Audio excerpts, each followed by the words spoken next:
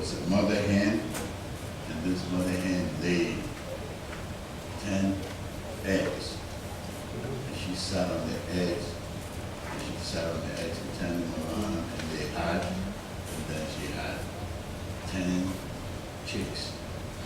And she taught them how to eat, how you can scratch the ground and get the food. And she taught them what food they couldn't eat, because if they ate, they would get sick. And she also taught them that if they went near any place where there was water, the ground would be a little soft. But there was this one place they weren't supposed to go. It was near a well. And she told them that in that well, her mother had told her there's a spirit that lives in the well, and it likes eating chicks. And so they shouldn't go there. She also taught them how to hide from hawks. You know, hawks are always like chicken. So the mother told them if they saw a hawk, they should hide they should hide by the nearest object, whether it's a bush or anything. And if they are walking in the place, they should just lie down. So one day, one of the chick asked its mother, why I can't go to that well? And the mother said, it's not good because there's a spirit that lives in the well, and it likes eating chicks.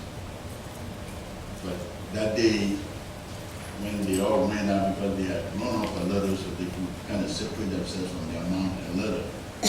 And this one just went around the well, and she decided, I'm going to look in the well to see what's in the well. So she looked, and when she looked, it seemed like there was another chicken, another chick in the well. She didn't know that that was a reflection of her shadow. That was a reflection of herself. So she thought, oh, there's a chick in there. Let me jump in and go and play with that little chick. So she jumped in and she never came back. And she just died. Just like that. And today, Paul was telling a story to the people of Galatia, and he was saying that the law was our schoolmaster. That means that the law was guiding us and helping us so that we might live with Jesus. So when your parents say, brush your teeth, and you think you can't brush it and go to school, sometimes you go to school, people think that you are stinking because they know what it is. When your parents say when you don't cross the street all by yourself, or look left and right, or when your teachers give you instruction, or you come to Sunday school and adults talk to you about things, they're trying to help you, they're trying to guide you. It's not like they dislike you. It's just like they love you and they want you to be the best person. Because in the gospel lesson, Jesus also heals another man. This one was crazy. Crazy. Because some spirits have possessed him. Demons have possessed him. And sometimes it starts by just ignoring the first little things, let it go, and then all of a sudden you let everything go, and now you are following everything and not yourself. So this story about a little chick is about following rules, and it's about God helping us through God's law so that we might be led to Jesus. Because all of us, none of us can follow God's rule perfectly. But the rules help us to see that if we need to go to Jesus, then we can go to Jesus. In fact, that we need to go to Jesus. And then when we go to Jesus, he helps us, he gives us strength so we are able to overcome our story. So you should tell this story to your friends. And then next week I'm going to ask you that you did tell your story to your friends or your brothers or your sisters. Okay? Thank you. Tell it to your dad, even your mom. Okay? God and grace from our Lord and Savior Jesus Christ. Amen. You've heard a lot of Anansi stories from me, but let me tell you another one. Long time ago, Anansi and Rabbit, they were good friends. And then one day they decided they were going to visit the king of the forest. Mr. Lion. So they dressed up nicely and went to the lion's house. Unfortunately, Lion was not home. Lion had traveled to another town for a funeral, but Mrs. Lion was home. And so Mrs. Lion gave them a place to sit and pulled out palm wine and gave out the, what you call glasses, but actually the glass is this one, the calabash, the bigger one. So she poured down the drinks, and they drank and drank and drank and, had a good time. They were talking about this and that. And then I think Robbie got a little, buzzed up. And as he was talking, the calabash just slipped out of his hand with a drink in it and hit a rock. And it broke into pieces. And then Mrs. Lion started to cry, and she wouldn't stop crying. She kept crying and crying. She said, once Mr. Lion comes soon, there will be big trouble because this is his favorite calabash. And Robbie didn't know what to do. And Robbie said, well, I can buy a good and perhaps even a better one, for him. And she said, no, I don't think you understand. This is his favorite calabash, and he's not going to take anything else. And Anansi suggested perhaps the only way to do that is to sew it up, because when the calabash breaks apart, it can be sewn together. And the material, the thread to use to sew the calabash is the hair that comes off the tail of an elephant. It's hard to find. It's not in the market. You got to go to elephant land to get a piece of hair. So Robbie decided he was going to go. It was a dangerous journey, but Robbie went to the elephant's land, and when he got there, fortunately, every elephant was asleep. Only the cook was there, and the cook asked Robbie, what are you doing here? Elephants don't like strangers. So get back. And he said, well, he told him the story, how he broke the lion's calabash and he needed elephant's tail, the hair on the elephant's tail to fix it. So the cook said, okay, they are asleep, so I can pluck a few for you, and then you can take it back and you gotta go real quick. Fortunately, today is the birthday of the king elephant, so that's why everybody is drunk, because they all drank and they were partying and so forth. Now they are sleeping. So the cook got a few tickets of hair from the elephant and gave them to the rabbit, and the rabbit took them back and used it to repair the lion's calabash. And he had extra. And since they were so hard to find, people were buying the hair at an extra price. So all of a sudden, Rabbit became rich. And Rabbit bought 2 houses. And Rabbit gave 1 house to Anansi because he's his close friend. But Anansi didn't like it. Anansi felt like maybe he should have been the one with all the money. He should have been the one dishing out all the goodies. So Anansi decided he was going to go to Elephant Land too and try and get the elephant, the tail, the thread from the elephant's tail. So he went. He got there and he met the cook, and the cook said, you got to go back, because right now they are out in the farm.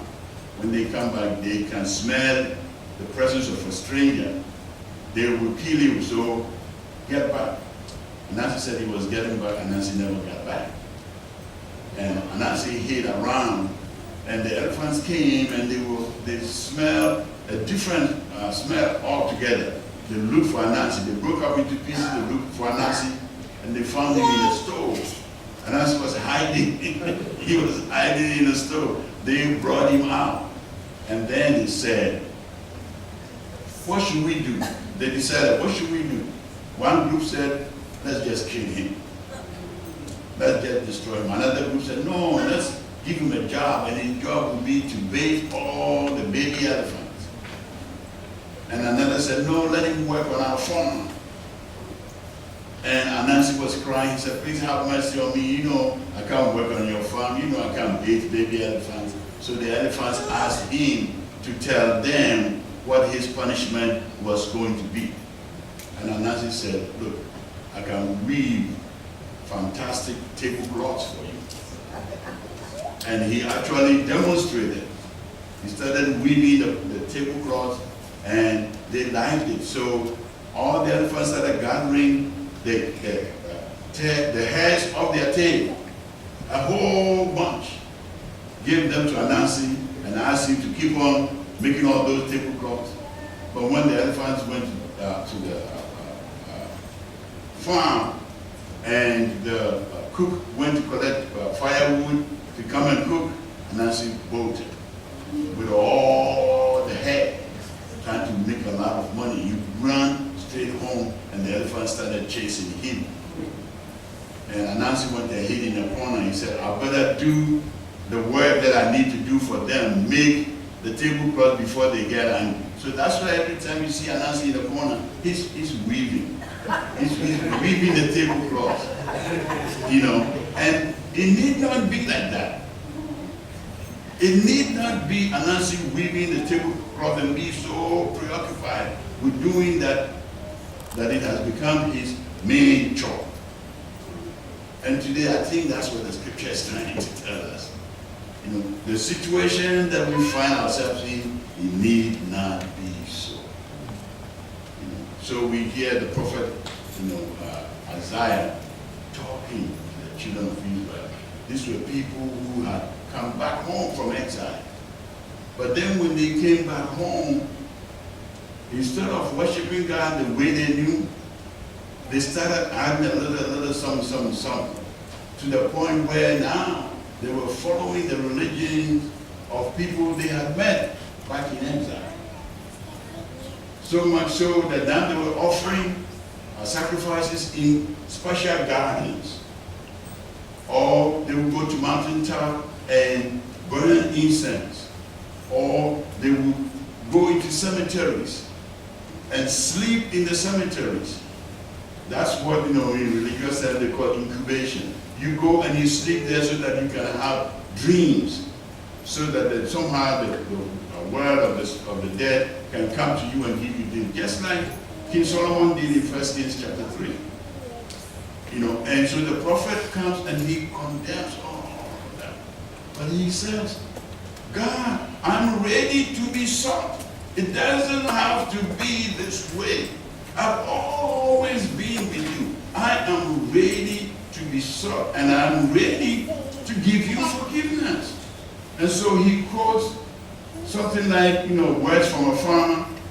Even when all the grapes are supposed to be bad, not all of them are bad, because there are still some juice in some of them. That is not supposed to be like that. And that's what we see in the gospel also. The forgiveness that Isaiah was talking about was a kind of forgiveness that made you whole.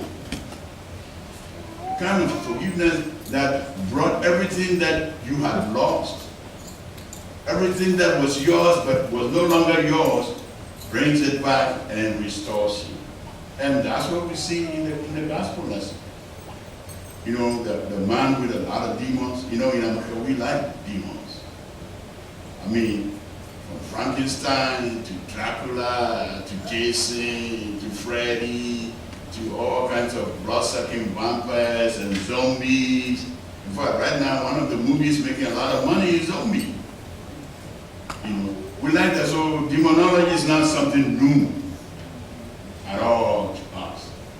But in the days of Jesus, when people saw things like that or heard things like the man, they believed that the demon was working in them. In the days of Jesus, anytime your circumstances changed for the worse, it meant that death already had invaded your life. And if you didn't do anything about it, it would just keep on invading and invading. So it was a matter of degree, and then it would swallow you up.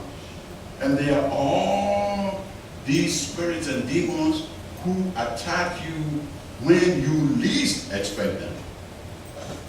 They attack you when you least expect. And then all of a sudden, you begin to act in unacceptable ways. to the point where your whole focal point is what the demon wants.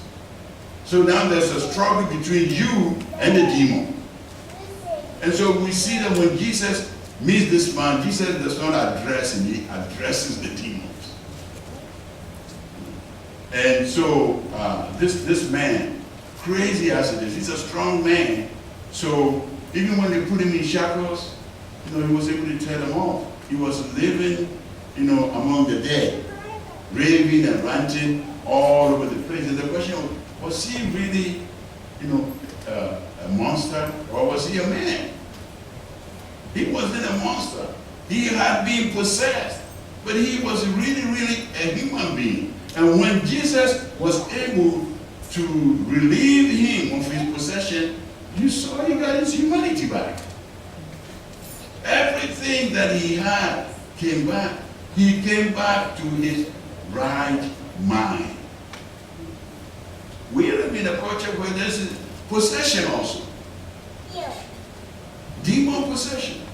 It comes in all kinds of varied and sometimes traumatic forms. If you think about people who use drugs, all kinds of drugs, heroin, cocaine, crack, methamphetamines, all kinds, and maybe they start by just trying, and then all of a sudden, that is their main focus. Or people who use drinks, they are possessed by that chemical dependency that they don't want to do anything else. Today Richard is not here because I could have asked Richard to give a testimony. Because that Richard, is with the AA people downstairs. Where, he's told me before, when you are an alcoholic, it's like everything is your wife, your love, everything is the thing. You want it first before you want everything else. And you don't know how to overcome it. It takes over your whole life. So there's this possession in our midst as human beings. Sometimes we get sick bodily, but when you really think about it, it's something in our mind. Or sometimes we get sick in our mind, but when you really think about it, it's a spiritual thing we are going through. Sometimes individually we get ourselves isolated, but it's a social struggle we're going through. And it's important for us to understand that Jesus is our partner. Jesus is the one who comes and stands by us. Jesus is the one who causes all the demons to flee. So all kinds of possessions.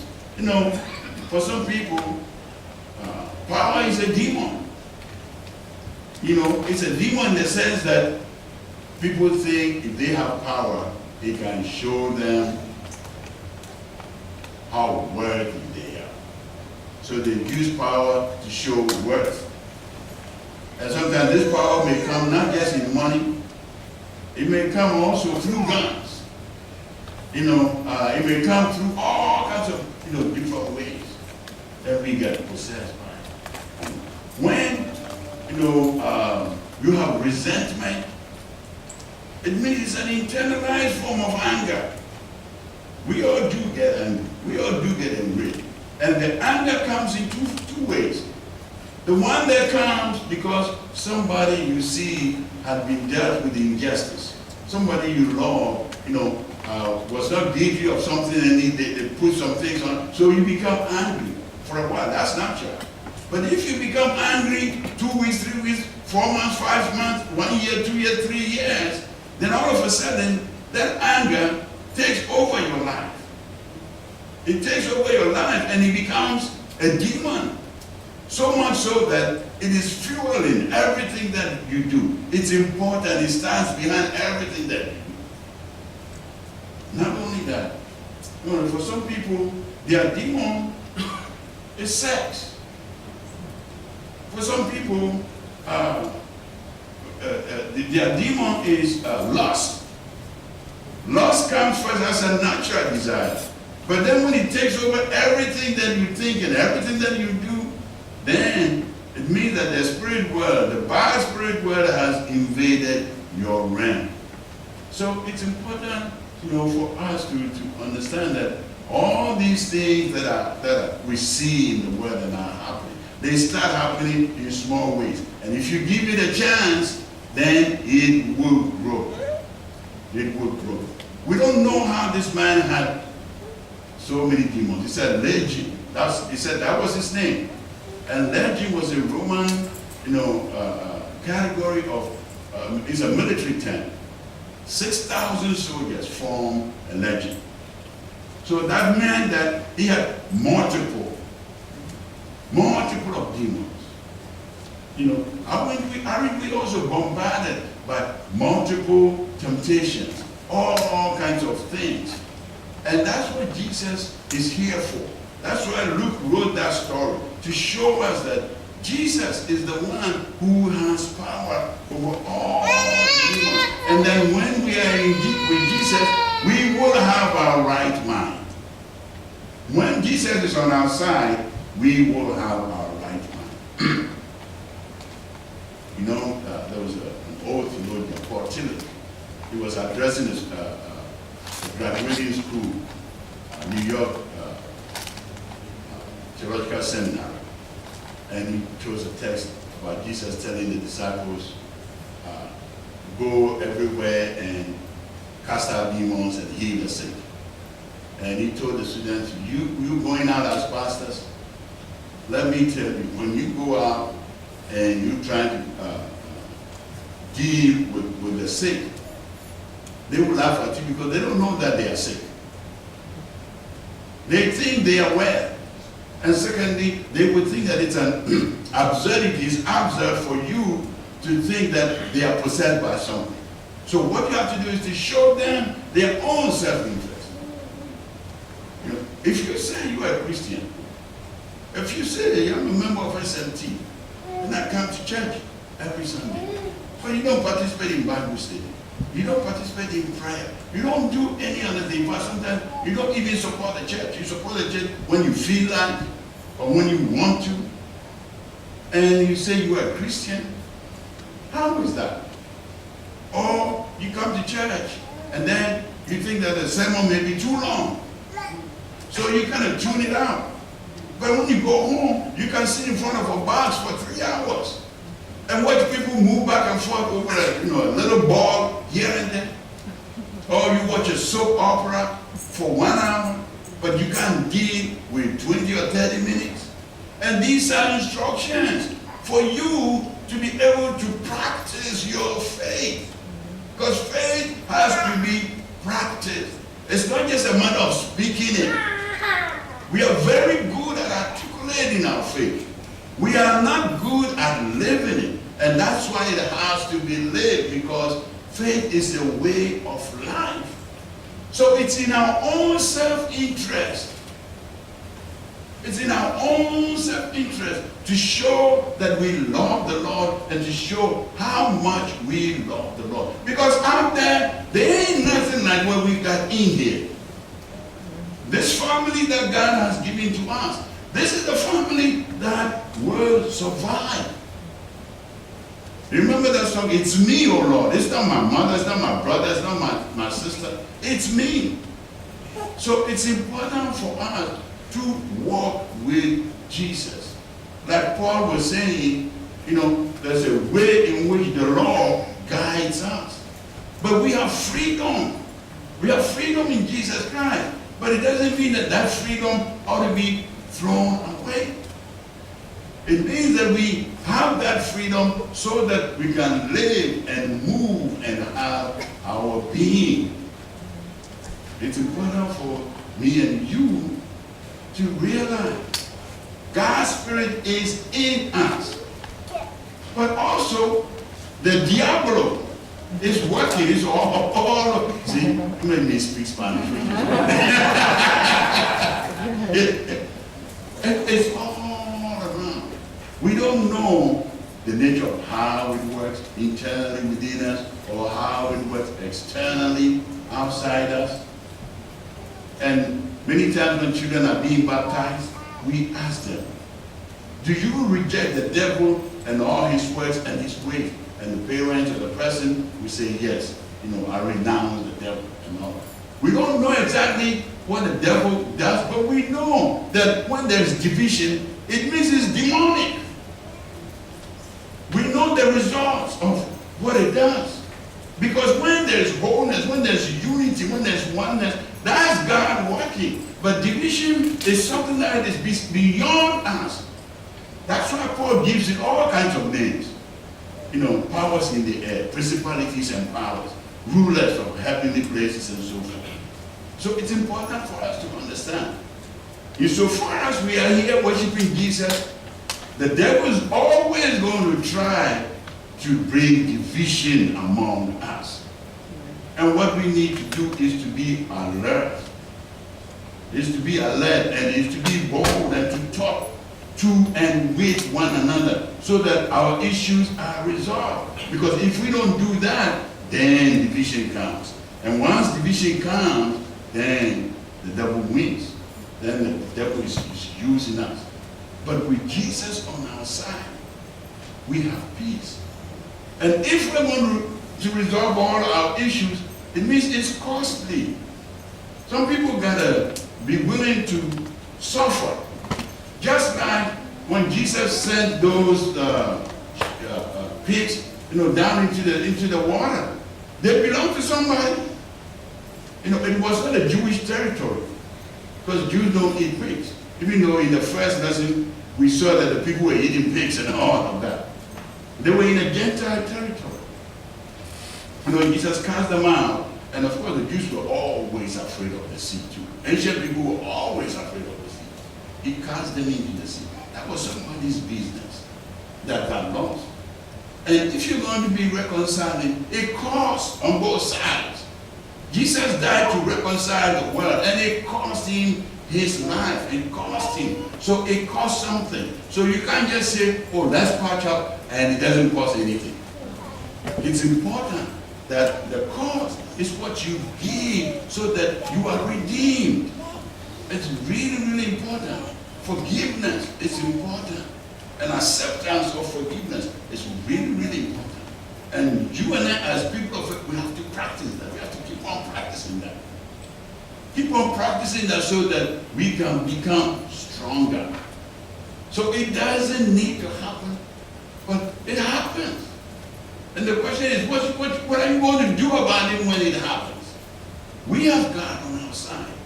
And because we have God on our side, He calls us not to be afraid. He calls us and gives us boldness. He gives us boldness to pursue His agenda. And so Jesus calls the disciples and He tells them, go out, heal the sick, and take out demons. It's important for us to understand. All these powers are working, but they are not as strong as the power of Jesus. And sometimes things happen to us and they make us afraid. They make us become weaker. They make us double-minded, and we think, oh, it's never going to. Yes, in Jesus you have power. In Jesus there is victory. Amen.